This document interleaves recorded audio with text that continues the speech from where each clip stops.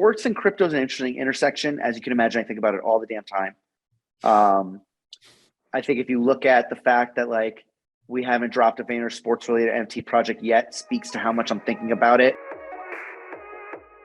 MetaBlazers has touched down.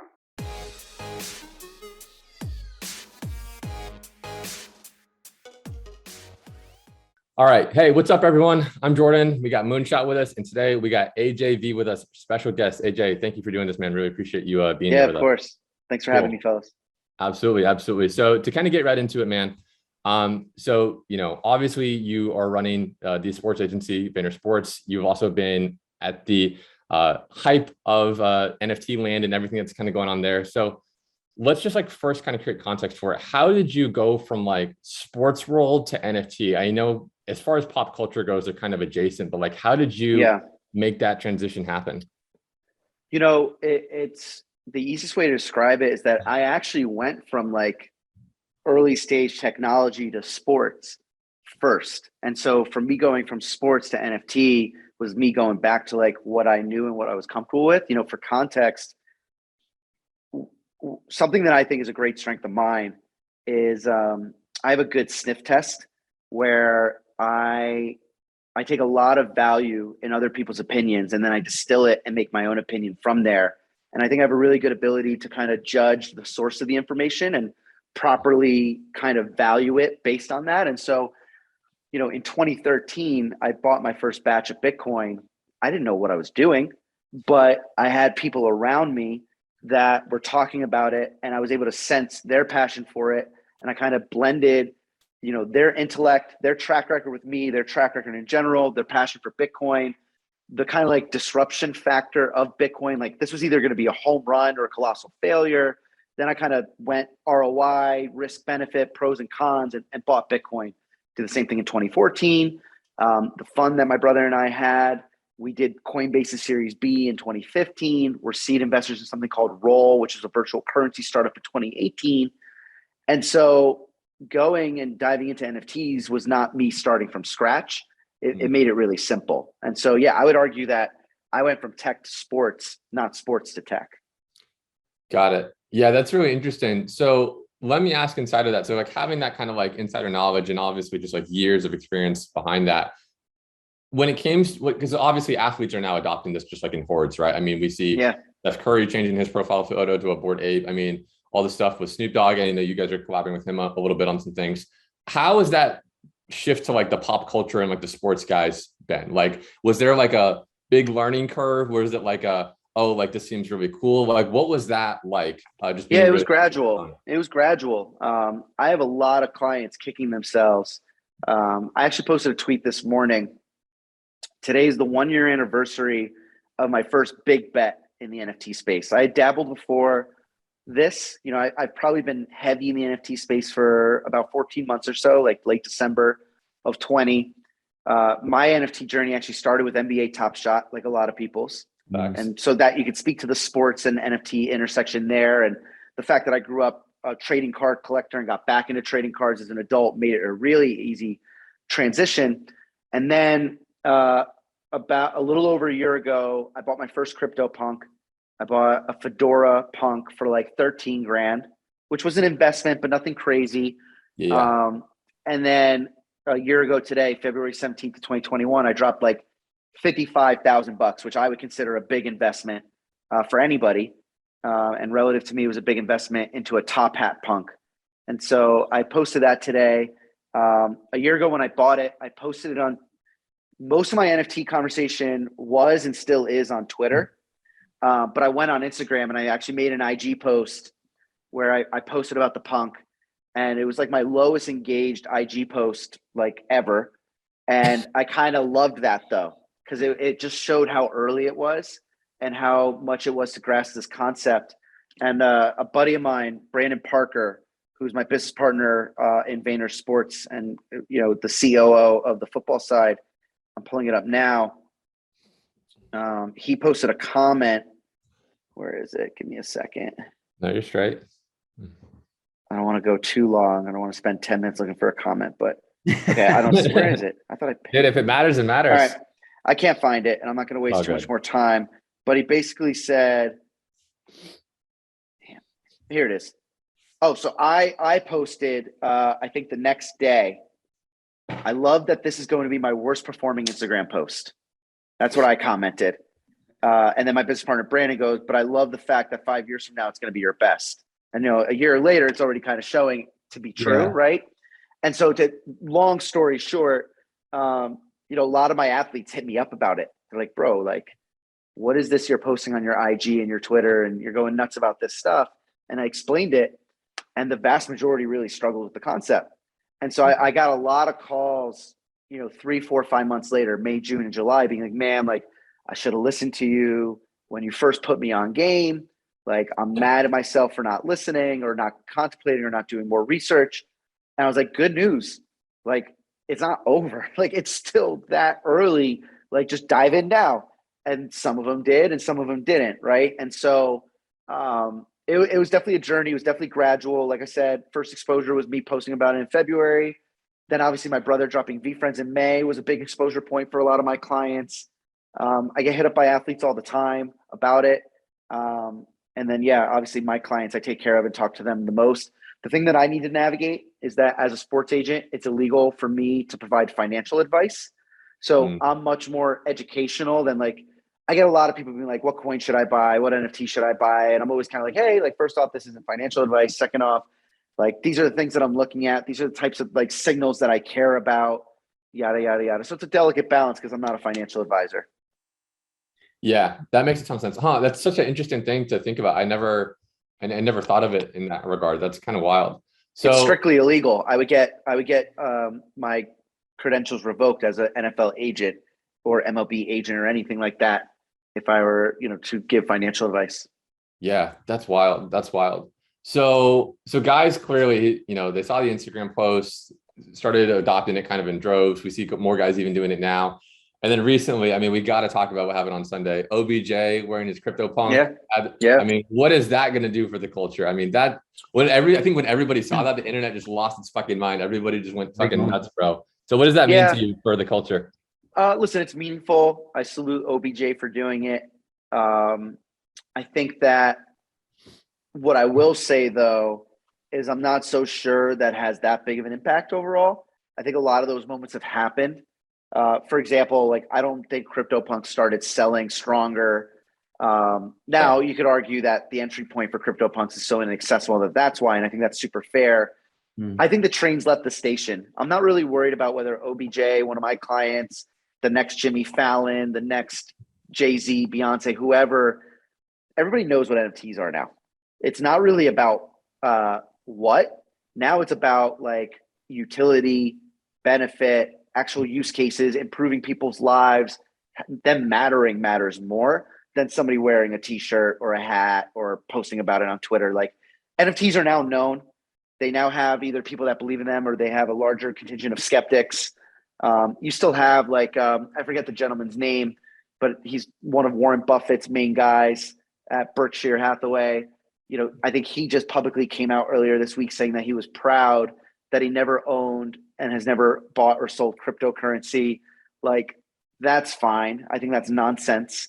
I don't know how anybody in the financial sector can be proud of missing out on such upside and such profits, but that's fine. Now the narrative needs to shift. It's no longer about awareness. It's about adoption and credibility. So I think that is going to be more important than anything moving forward.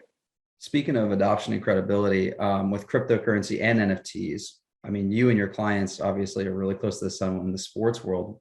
What is coming out with sports? I know a lot of people are working with Strike and people like RollFi to get paid in crypto. Yep. Are you seeing anything happening now that the price is actually going down and not up? I think, sports and crypto is an interesting intersection. As you can imagine, I think about it all the damn time. I think if you look at the fact that like we haven't dropped a Vayner Sports related NFT project yet, speaks to how much I'm thinking about it and how I want to do it right and how delicate I think that balance is. Again, I think to my point, it's going to be less about like local activations and local adoption. I think one of the bigger things that'll trigger overall sports acceptance and usage will be when tickets get converted to NFTs. And I think that's going to happen sooner than later. We've already seen guys like Mark Cuban come out and talk about it. I think the Super Bowl gave NFTs out based on your ticket and your attendance. I truly think that I want to be smart, 3 to 7 years away to, rather than you downloading a ticket to your Apple wallet, it'll be a blockchain based ticket, so that if you resell those tickets, the NBA and the team owners get their royalty on the resale, right? If Dallas Mavericks sell season tickets for let's say $200 a seat per game, and then that fan can't make the Tuesday night game against the Warriors and resells it for $400 a seat, I believe that the NBA and the Mavericks are going to get their royalty off that $400 transaction. And the NFTs are the best conduit for that. And it's about the blockchain and the tech than anything. Do you think it's more likely that the people like the NBA, you just saw like the Netsiverse, I think it's called, the metaverse Nets game. I think Sure. another team did it as well. Do you think it's more likely that the NBA will adopt NFTs first, or do you think that the esports realm will adopt them first for tickets? Well, I think you got to give the NBA a lot of credit. NBA Top Shot was them adopting NFTs well before anybody else. I think that's, in my opinion, the best example of a corporate entity embracing NFTs, and the best example of doing it first. So I think that the answer to your question already exists. The NBA's already adopted it and embraced it. And they have a blockchain council that Mark Cuban is on. And I forget the other 2 or 3 owners that are on it. So I think that answer's already been given. What do you think about that metaverse stuff though? Like the metaverse that the Nets did come up with. What do you think about like stuff like that? Any opinions on it?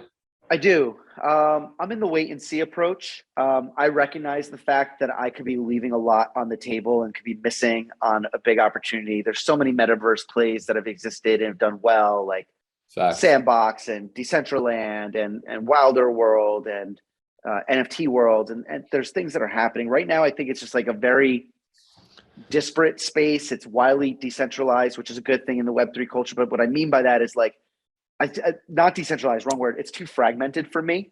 I think it might be a little bit too early. I think we have a better path towards like the mainstream adopting some other aspects of blockchain and Web3 than they would the metaverse.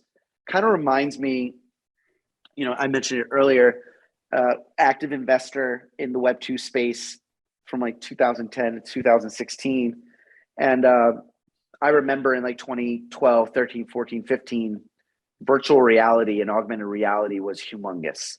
And there was an enormous amount of capital flowing into the space. And I mainly stayed away from it. And I just felt like it was like just not a quality enough of experience and too much of a gap for the mainstream consumer to bridge. And so I'm in I believe in the metaverse, but I'm in a little bit of a wait and see approach. That's how I've operated financially so far as a collector and investor.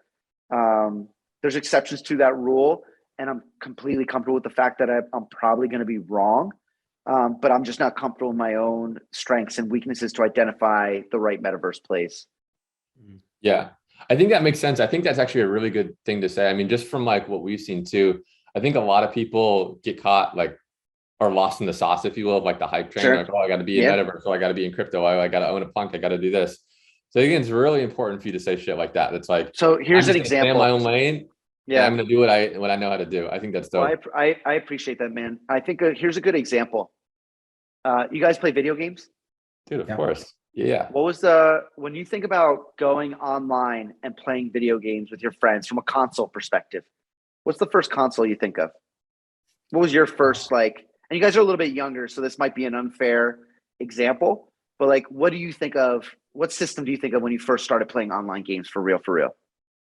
Dude, the Xbox 360 for sure. Okay, you guys are too young because that's not even close to the right answer. Oh god, but that's okay. What was the answer? All right, go older. Try to be older and think of what would people my age or people slightly older than you consider their first online experience? It had to have been dial-up AOL. No, go console. Go console. Don't go AJ's having us go back to the Stone Age, bro. No. Wasn't PlayStation 2 the first? Wasn't PlayStation 2 the first PS2 was the answer I wanted you to give. Okay. That's what I was gonna. I was 5 years old. Yeah. So yeah. So I mean, how old are you guys? We're 26. That's probably like a All right, I'm 9 years older. Okay, I'm 35. Recently 35. So here's my point though. I think PS2 is the right-ish answer, but it's actually not the right answer. But it's the right-ish answer. It was the booby trap I was trying to get you guys to walk into. And I think a lot of people slightly older than you would say. And the point of my story is the same thing with my virtual reality experience. And it's back to this metaverse thing. There's such thing as being right, comma, and being too early. And so get this. Have you guys ever played Dreamcast? Yeah. Okay, so Dreamcast, the system, it was hyped as hell when I was like in middle school, 4th or 5th grade. You guys might have been, if I was like, you guys might have been like a year old, 2 years old or whatever when it came out. Yeah. And Dreamcast was big and it had games, and it was kind of like, it ended up losing in the grand scheme. Like, I don't think it was a successful project. And I want to say it was Sega, right? Sega Dreamcast. So I think it was I think Sega's. that's right. Maybe Yeah. it might have been Sega's last system. And it was really good. But the key, and why I bring it up, is, and this isn't a fact, so I need to be fact checked, but I know for a fact, this I do know is a fact, you could go online and play Sega Dreamcast with other people. And that was mad early. But it was a horrible experience because internet wasn't good enough, right? I went on to the Dreamcast and I tried playing this game with these nice graphics compared to like the status quo, and it was laggy and it was shitty and it was hard to find your friends, and it was just a terrible experience. So conceptually, Sega was brilliant. Yes, online video games with your friends from the comfort of your home is a brilliant concept, but the technology wasn't there, the development wasn't there, and the hardware wasn't there, and so it failed. Yeah, I think that's a really interesting point. Being right and being too early. Exactly. That's really interesting. And it's so interesting that's why I said on the too. metaverse. I think the metaverse is right. My intuition is that it might be too early. See, but so I might agree with you, but at the same time, the metaverse has kind of been around for a while. I mean, if you think about even my earliest Pokemon games, that kind of is its own metaverse, especially when you're able to like connect with other people. We keep hearing like VR and AR is just too early, but at the same time, I think the Quest was the #1 best-selling console last year. You know what's interesting though? So I saw that data too, that it was the #1 selling best console. I don't know anybody that uses it or plays it. Nobody. You guys have it? Your brother, right? Do what? I got it as a gift for someone, but I would actually agree with that. Like, I don't know anybody who's actively like. It's so weird. I saw that stat, and they're selling a ton. I've never, and I'm in the fucking space. I play video games. I'm in NFTs. I'm in sports. Like, I should know people that play with the Quest, and I don't. Is it possible? Can we separate metaverse from VR AR? Is that possible? Like I think that absolutely. And to that point, like, that's why I think it's right. And you got like, I played MMORPGs growing up, and World of Warcraft and Ultima Online and EverQuest. Like, metaverse and Second Life was a huge example. Like, the metaverse is existing. To your point, I think I'm just really fascinated to see what it means for, I guess this recent wave is around the intersection of ownership and the metaverse, right? You own a plot of land, you own an avatar, you own the accessories. I mean, Fortnite's a metaverse, but you don't own anything in Fortnite. So I think that's the interesting. By the way, I looked it up. Dreamcast went online, I believe, in 1998. Think about how early that is. Oh my God. Yeah. Damn. That is really early. 24 years ago. Holy shit. Yeah. Damn. That's crazy. Yeah, it's actually wild to think, just like broadly, that like we're still in the infancy of like the internet, like relative to like forever, like the first 20 years. I mean, that's so early. So early. It's true. Crazy to think about. So crazy to think about. I got a quick question for you, AJ. What video games are you playing these days? Yeah, so video games for me, I grew up playing it hardcore, like all the console stuff I owned. And because I have an older brother, Gary being 11 years older, and then we also used to collect video games. So I've played everything. I had Atari and Commodore 64, SNES, NES, like everything. And television, I played everything, which is awesome. And I love video games. And then I played mass multiplayer online games. Ultima Online was my big one when I was little. I then took a huge break from video games, really, when I like moved in with my then girlfriend, now wife, and got super crazy busy with business. Lost video games for a while, and then the pandemic brought it back for me. It was a great way for me to reconnect with friends that I couldn't physically see for a while. Video games I'm playing most right now, Rocket League is probably the one I play the most. What we did was we had a big group of players, and we're like, let's all find a game that we've never played before that we can like have fun, collaborate, and hear good things about, and start from the same place. So when we fired it up 2 years ago, we all sucked together. but we still play a ton of Rocket League. I played PGA 2K22 yesterday with one of my buddies. I'm a big golfer, so just kind of like getting excited for the weather to get better into golf. Call of Duty. I had a big run. Actually, before the pandemic, I had like a pop up and a pop down with Fortnite. I played a lot of Fortnite for a while, maybe for like 6 months. Haven't played it in a bit, but I've heard it's good again. So that's cool. But really Rocket League, Call of Duty, and PGA. Yeah, that's crazy. Occasional game of Madden. Let's talk about the gaming space for a second before we get out of here.